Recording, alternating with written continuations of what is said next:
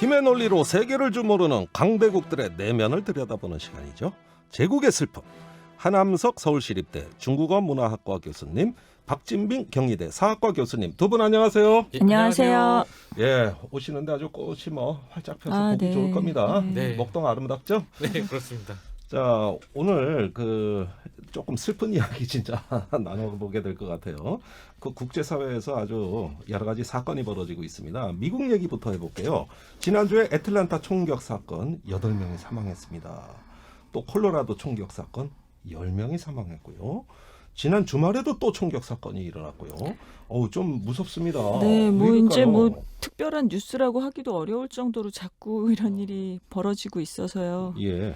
심란한 마음입니다.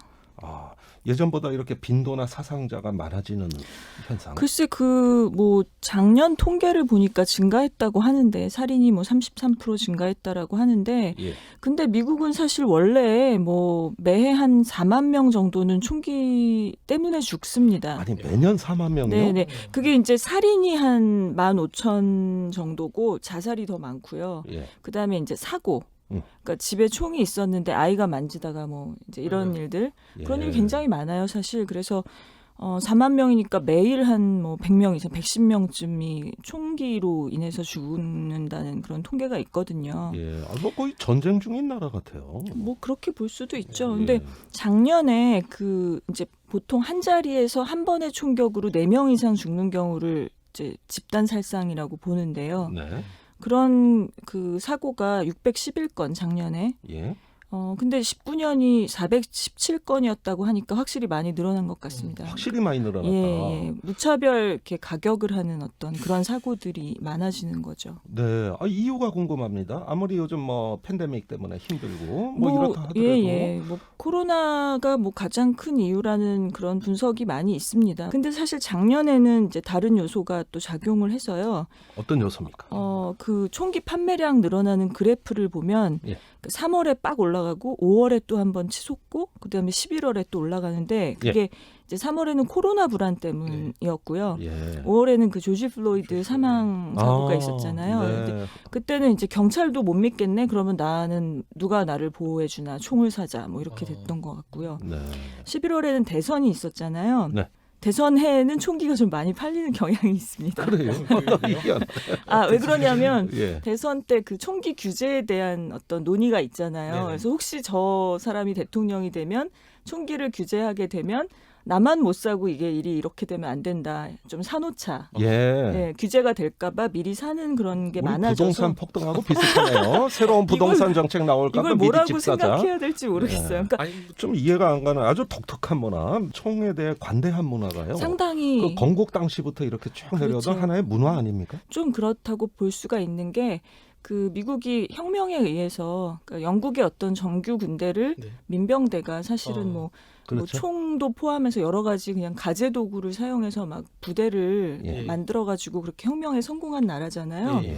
그러다 보니까 그 정규 군대 즉 국가가 가지고 있는 공권력을 상대하는 개인의 힘 같은 게 굉장히 중요해지는 나라라고나 할까요? 예. 그래서 그런 어떤 개인의 권리를 굉장히 중시하는 방향으로 만들어졌고 헌법에 아하. 그래서 그 문제의 그러니까 수정조항 2조라고 하는 것이 그렇게 명시가 되어 있는 것이죠. 네. 개개인이 무기를 소유하고 소지하고 휴대할 수 있는 어떤 권리는 국가가 막을 수 없다라고 헌법에 예. 못이 박혀 있기 때문에 그런 문화가 좀 자연스럽게 스며들어 있는 것이 아닌가 박 생각합니다. 교수님 미국 계실 때 네. 아유 나도 무서운데 총 한 자루 갖고 다닐까? 저는 또 총이 무서워서 전혀 그런 생각 해본 적이 해본 적이 없고요. 없어요? 보신 적은요? 없어요. 저는 없어요. 예, 친구들한테 처음에 갔을 때 그 뭐 학생들이니까 뭐 너네 당연히 있지 않아 했더니 다들 정색을 하면서 어허. 약간 모욕감을 느끼는 것 같기도 하고 본 적도 없다는 거예요. 그래서 제 친구 중에는 정말 아무도 예. 총기를 소유하지 않았고 집에 총이 있는 친구도 하나도 없었어요. 그래서 예. 그러면 누구나 총을 갖는 문화는 아니고 그러니까 어떤 아무나 그 다 가지고 지역이나 있다. 그 예. 공간에 따라 예. 다르다는 말씀이네요. 그런데 이제 내륙 지방으로 가면 아무래도 사냥이 좀 이렇게 자연스럽게 문화에 있는 그런 지역들이 네. 있거든요. 그래서 예. 사시사철 사냥을 하는 문화권이 있다든가 하면은 그게 뭐 뒤뜰도 넓고 숲도 있고 뭐 이러니까 일상적으로 그런 걸 즐기는 그런 문화권이 있고요. 네. 뭐 그 가정용 비디오 찍은 것들을 보면 온 가족이 정말 남녀노소 조그만 아이들까지도 그 카모플라지 옷 있잖아요. 그 군복 예. 얼룩덜룩한 예. 그거를 다 유니폼처럼 차려입고 막 캠핑 가듯이 뒷산에 가가지고 어려서부터 막 이렇게 총 메고 사냥하고 예. 그런 걸 즐기는 다큐멘터리 영화를 보니까 은행의 네. 계좌를 열면 이렇게 장총을 선물로요? 예. 우리 무슨 타파웨어 뭐 주듯이 저희 우산 같은 거 주고 이런. 장총을 주더라고요. 아무리 그래도 이렇게 총기 사건이 계속 증가한다면 당연히 규제에 대한 이야기가 나올 수밖에 없습니다. 네, 그렇죠. 바이든 대통령도 총기 규제하겠다고 저렇게 얘기하고 있는데 네네네. 될까요? 안 돼. 그렇게 말하면 안 되죠. 됐으면 좋겠습니다만은 어젠가 버니 샌더스 인터뷰 보니까 예. 그렇게 되면 얼마나 좋겠냐 하면서 좀 버니도 별로 네. 낙관적으로 보지는 않고 있는 것 같더라고요. 공약할 때는 자기 취임하면 취임하는 날 총기 규제법을 쓰겠다고 바이든이 그랬었는데 네. 지금 뭐 3달이 되어가는데 소식이 없잖아요. 그런 걸 보면 이게 정말 쉬운 일이 아닌가 보다 이런 생각이 들어요. 예, 99년도에 컬럼바인 고등학교 사건, 2007년도에는 그 버지니아 공과대학 네. 참사. 이런 한국계, 대학은 아주 그 예. 평화로운 공간인데 여기에 유감스럽게도 한국계 그 범인이 그런 일이 있었죠. 예, 그 난사를 했고요. 2017년 라스베가스에서 이번에 58명 사망. 예. 이건 거의 뭐 기관총 같은 걸로 예. 예, 집단 그 난사를 했던 이런 것들이 계속 나오고 있어요. 그러면 당연히 어떤 그 뭐 저기 호신용 권총 정도는 그렇다 하더라도 이런 사건들에 그 쓰여졌던 자동화기라든가 네네. 고성능 화기 이런 건 전쟁 때나 쓰는 건데 규제하자는 얘기 나와야 되는 거 아닌가요? 규제하자는 얘기는 늘 나오고 있고요. 그리고 실제로 조금 규제를 한 적도 있습니다. 그래서 예. 1990년에는 뭐 학교 구역 경계선 안에서 총기 소지를 금지하는 법도 만들어진 적이 있고요. 네. 94년에는 뭐 공격무기 금지법에서 방금 말씀하신 그런 자동 소총류, 그다음에 대규모 탄창 이런 것들은 좀 막자 네. 이런 게 있었는데 클린턴 행정부 때 굉장히 강한 의지로 밀어붙여서 이 두 법을 통과시킨 적이 있거든요. 네. 그런데 그 앞에 그 학교구역 경계선 안에서 총기 소지 금지하는 법은 위헌 판결을 받아서 아하. 무효됐고요. 그러니까 개인의 위헌. 자유를 막는다 이런 거죠. 공격무기 금지법은 10년간 유효한 법으로 만들어졌었는데 10년 후에는 폐기가 돼버렸습니다. 그러니까 다시 예. 제정되지 않았어요. 왜냐하면 그때쯤 됐더니 이제 민주당 우세가 아니었던 거죠, 의회가. 예. 근데 이제 심지어는 그 민주당 우세였던 12년의 세월이 무너진 이유가 그 NRA 그 예. 총기 협회. 예, 협회에서 로비를 해서 이제 그렇게 만들어 놓은 거다 이렇게 하는 말까지도 있었어요. 예. 총기 협회가 그 로비 자금을 많이 뿌리나 보죠. 네, 뭐 사실은 민주당 안에서도 이 총기 규제에 대한 논의가 한 목소리로 나오지 않는 이유가 그 NRA가 굉장히 큰 로비 단체이기 때문에 예. 뭐 민주당에도 많이 그 자금을 대고 있고요. 예. 공화당뿐 아니라 그런 사정이기 때문에 국회의원들이 이걸 쉽게 선택할 수 없는 것 같아요. 예. 그 마이클 모어 다큐멘터리 네네네. 골린 포 컬럼바인의 그 찰턴 헤스턴이었네. 네. 네. 나와서 막 그 NRA 회장으로 나와가지고 네, 하던 정말, 얘기 예, 기억납니다. 그때 네. 총기 규제하자는 시위대 앞에서 막 네. 비아냥거리면서 네네네. 우리를 막을 수 있을 줄 아냐 막 이런 연설도 네. 하고 또 그랬죠.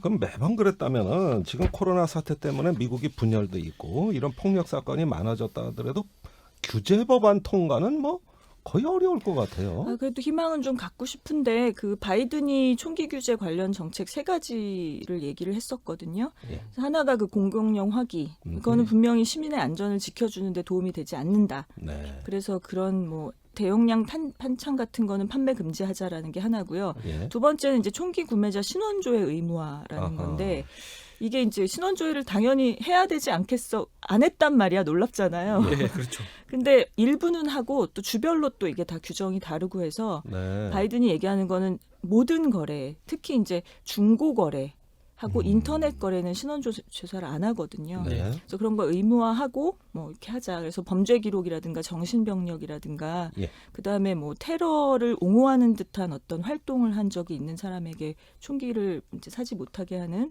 예. 그런 거 있고 그다음에 이제 학교 내 총기 소지 금지. 네. 예. 요 세 가지는 상식적인 미국인들은 뭐 70% 동의해요. 네. 근데 국회의원들이 이걸 못 하는 거죠. 국회의원들이 네. 아니, 민의의 대변자들이 아니고 로비스트들의 대변자가 되면 네, 되겠습니까? 정말 안타까운 일입니다. 그러니까 매년 안타까운 4만 명이 일이에요. 총기로 사망하는 거면 코로나보다 더 무서운 것 같은 느낌이 드는데요. 우리한테는. 그렇죠. 예. 네. 그러니까 이게 코로나하고 같이 온다는 게 더 비극적인 네, 거 네. 아닐까요? 또 그렇죠. 인종 간의 혐오 정서, 예. 증오 범죄 네. 이런 것과 결부될 때가 그 위험성이 아주 배가 되는 거 아닌가 네, 싶은데요. 자, 김종대의 뉴스업 화요일 코너 제국의 슬픔 함께 하고 계십니다. 아니, 두 분 얘기 듣다 보면 제가 시간 감각이 없어서 진행이 참 어렵습니다. 자, 이런 어떤 미국보다 지금 더 극심한 총격 사건이 벌어지는 곳이 바로 미얀마입니다. 군부의 발표로 500명 넘게 사망했고요. 지난 주말에 하루에 100명 이상 사망한 날도 있고 이게 지금 뭐 일방적인 어떤 학살로 가고 또 내전까지도 이렇게 예고하는 어떤 경고 목소리 계속 나오고 있습니다. 예. 아유, 이렇게 되다 보면은 국제사회가 개입을 해야 되느냐 뭔가 결단이 요구된다고 할 수 있는데 러시아 중국은 유엔 안보리에서 결의안 통과를 반대하고 있습니다. 네. 아니 하 교수님 중국이 이런 거 반대하는 이유가 도대체 뭡니까? 그게 참 복잡하네요. 이게 정말 너무 안타깝고 슬픈 일이고 또 예. 저희도 역사적 경험이 있다 보니까 굉장히 또 거기에 그렇죠. 감정이 입되고 예. 겹쳐지는 어떤 이게 2021년에 볼 화면이냐 막 이런 맞습니다. 생각이 그렇죠. 들어요. 예. 예. 그러니까 결과적으로 좀 보면은 중국과 러시아라는 거대한 악의 장벽 때문에 예. 이 세계 민주주의에 브레이크가 걸렸다. 뭐 이렇게 어허. 생각할 수 있는데 조심스럽게 좀 드리고 싶은 건, 그러니까 중국이 이제 그 내거는 의견은 내정불 간섭이라는 원칙인데요. 예. 이게 중국의 굉장히 오래된 기본적인 외교 원칙입니다. 음. 저희 대학교 때 시사중국 수업 들으면 평화공존 5대 원칙이라고 매번 아. 외우고 중국어로만 외우고 그랬던 기억이 나는데요. 네. 그러니까 이 평화공존 5대 원칙이 이제 쪼월라이 총리가 아하. 예, 총리 겸 외교부장이었죠. 이분이 이제 그 53년에 인도하고 협정 과정에서 얘기한 게 네. 이제 영토 주권 상호 존중, 상호 불가침, 상호 내정 불간섭, 평등 호혜, 평화 공존. 이거는 중국이 앞으로 계속해서 끌고 나가야 될 외교 원칙이다. 네. 되게 좋은 말만 있죠. 아하. 예, 근데 이제 이게 때로는 중국이 좀 책임을 못 피할 책임하는? 때, 빠지고 싶을 네. 때 예. 이용하는 혹은 아니면은 미국이 예전에 보면은 굉장히 중동이나 이런 중남미 개입해서 개입했죠. 무언가 어떤 문제들이 발생했을 때 그걸 비판하는 논리로 사용이 되어 왔는데 네. 이게 이제 그 외교적인 관성으로 작동하는 게 하나 있다라는 생각이 들고요. 또 네. 한편으로는 지금 이제 미국하고 중국하고 알래스카에서 굉장히 설전을 네. 벌인 것처럼 그러니까 미국은 바이든 정부 출범하고 쿼드 만들고 네. 이제 자유주의, 시장경제, 민주주의 이런 걸 지키겠다라고 하는 논리로 이제 하나의 이제 다자간으로 이제 중국이나 러시아를 압박하는 쪽으로 가고 있다면 예. 한편으로는 또 그래서 중국하고 러시아는 또 북한, 이란 이런 나라들을 포함해서 16개 나라가 유엔 헌장을 수호하는 친구들의 그룹을 만들어가지고 예. 그래서 어떤 양극화되는 어떤 이런 대립과 대결의 측면이 있다 보니까 예. 일단 미국이 얘기하는 건 일단 좀 반대하고 보겠다라는 어떤 그런 심리도 좀 작동을 한다라는 것도 있고 예. 또 한편으로 중국하고 미얀마하고 또 오랫동안 그 맺어져 왔던 네. 관계가 있다 보니 네. 개입을 좀 꺼려하는 이 세 예. 가지들이 다 뒤섞여 있는 거 아닌가 예. 이런 생각이 좀 그 듭니다. 지금까지 중국의 입장 나온 거 보면은 그냥 네. 잘 처리되길 바란다. 네. 뭐 이런 정도지. 뭐 안타깝다 뭐 이런 정도 안타깝다 얘기만 이런 정도지. 다른 어떤 그 좀 책임 있는 발언을 한 건도 찾아볼 수가 없어요. 네네. 그 중요한 그 자기 옆에 나라잖아요. 네네. 이웃 국가인데 이렇게 어정쩡하고 무력해질 수도 있는 겁니까? 이게? 그러니까 보면 이 미얀마가 지리적으로 중국과 국경을 이렇게 대고 있는 나라지 않습니까? 예, 중국하고 붙어 있죠. 예, 그 윈난, 운남성하고 네. 맞닿아 있죠. 네. 그래서 이제 그 일대일로 정책이 이 시진핑 주석이 이제 내놓은 아주 거대한 이제 중국의 예. 전략인데 국제 전략이죠. 네. 이 서부에서 중앙아시아를 거쳐서 유럽으로 가는 이제 실크로드 육로. 그다음에 이제 해상은 연해 지역에서 동남아, 스리랑카, 아랍, 아프리카 이렇게 이어지는 예. 일대일로인데 또 한편으로 이제 운남을 통해서 이제 이 미얀마로 미얀마. 내려가는 방법이 또 있는 거죠. 예. 그래서 중국하고 미얀마하고 경제 교류가 이렇게 차근차근 예. 계속 굉장히 많이 이루어져 왔고요. 특히 최근에 이제 2018년에 이제 그때 이제 아웅산 수치가 집권하고 있을 텐데도 네. 이제 중국 미얀마 경제 회랑이라 그래서 굉장히 중요한 프로젝트를 내놨습니다. 경제 회랑 무슨 뜻입니까? 그러니까 회랑이 이렇게 결국에는 이제 건물에 이렇게 복도 같은 거지 않습니까? 네. 그러니까 어떤 인프라들을 얘기하는 건데요. 네. 이렇게 보시면 이렇게 약간 지도 같은 게 혹시 나올 것 같습니다. 예, 유튜브 예, 예. 화면에 저희가 지도 띄워놨습니다. 그 네네네. 지도를 보시면서 설명드리면 이해가 빠릅니다. 네네네. 그러니까 이게 뭐냐면 그 사실은 이 동아시아 지역에서 이제 배로 말라카 해협 예. 여기로 이렇게 이게 지나가는 이제 이 해상로가 굉장히 중요한데요. 네.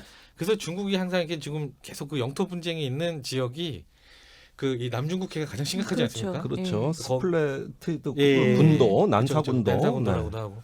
그래서 거기 지역에서 굉장히 동남아시아 국가들과 복잡하게 굉장히 얽혀 있는데 그 이유가 뭐냐면 결국에는 이 해상 항로가 중요한데 왜냐하면 네. 중국이 에너지가 굉장히 경제 발전에 필요한 건데 에너지 수입의 상당 부분이 예. 이 말라카 협을 통해서 들어오는 이제 예. 유조선들을 통해 이루어지거든요. 예. 근데 여기서 이제 갈등이 생겨서 이렇게 미국이 예를 들어서 여기를 이제 봉쇄해 버리면 예. 중국 입장에서는 굉장히 괴로운 겁니다. 아, 예. 그래서 지금 띄워놓은 지도에 네네. 나타나고 있습니다. 그걸 이렇게 대체할 먹거리처럼 다른 걸려 길이 있죠. 하나 미얀마를 통해서 갈 수가 있는 일종의 거군요. 해칭이죠. 예. 네. 그러니까 일종의 뭐냐면 이제 위기를 분산시키는 그러면 이쪽에 미얀마를 통해서 내려갈 수 있으면 이제 자기들이 안심이 좀 어떤 되네요. 안심이 예. 되는 그런 맥락에서 굉장히 중요한 알겠습니다. 그런데 그 시진핑 주석이 미얀마에 갔거든요. 그런데 아웅산 수치 고문도 중국하고 굉장히 가까운 걸로 당시 나갔는데 그쵸. 관계 없을까요? 그러니까 이제 그 말씀하신 게 이제 2020년 네. 그러니까 2020 지금부터 이제 1년 1년 전쯤에 전. 예. 네. 이 이제 이 시진핑 주석이 그해 이제 첫 해외 방문지로 이제 미얀마를 방문을 했었죠. 네. 그래서 아웅산 수치 여사랑 굉장히 그 화기애애한 장면들을 연출을 하고 네. 그 민주화 운동 세력하고도 굉장히 밀접한 관계를 가지고 민족민주연맹이라고 예, 예, 하는 예. 집권당 말씀이죠. 네네.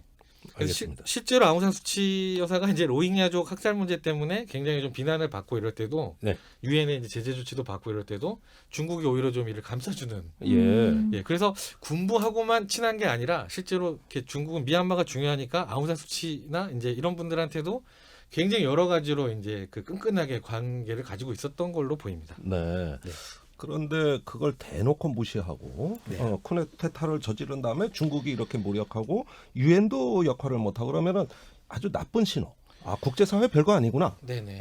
이렇게 해서 군부가 더 기고만장해져가지고 이런 어떤 유혈 진압으로 나간 거 아닐까? 그러니까 사실은 어떻게 보면 중국하고 미국이 오히려 좀 힘을 합쳐서 예.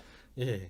이런 상황에서 조금 더 이제 개입을 그러면은- 강하게 함으로써 예. 나름의 좀 뭐라 그럴까요? 이 지금 안정을 좀 가져오는 네. 더 이상의 유혈 사태는 없는 쪽으로 네. 예, 정치적이나 이런 부분은 좀 차근차근 해결이 되더라도 그런 알겠습니다. 쪽으로 가는 방향이 있으면 좋겠는데 실제로 미국하고 중국은 서로 좀 눈치를 보고 있고 네. 서로 무력 개입은 어렵고 서로 싸우느라 지금 예. 그런 협력을 생각을 못 하고 있는 그러니까 모습이네요. 미중이 예. 뭐 보편적 같이 인권 문제 예. 갖고 알래스카에서 그 대결한 거 저희 지난 방송에 예. 나갔는데요. 네네네.